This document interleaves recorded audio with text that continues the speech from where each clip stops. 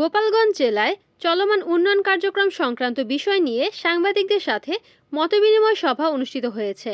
আজ রোববার বেলা 11টায় জেলা প্রশাসকের সম্মেলন কক্ষে এই সভা অনুষ্ঠিত হয়। জেলা প্রশাসক মোহাম্মদ কামরুজ্জামানের সভাপতিত্বে অনুষ্ঠিত সভায় বক্তব্য রাখেন প্রশাসনের কর্মকর্তা সহ জেলায় কর্মরত সাংবাদিকবৃন্দ।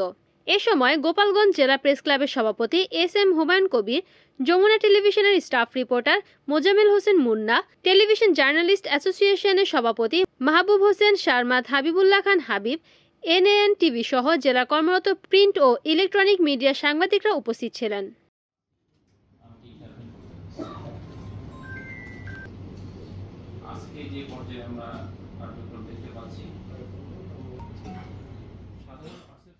রিপোর্ট করেছেন গোপালগঞ্জ প্রতিনিধি হাবিবুল্লাহ খান হাবিব, এনএএন টিভি।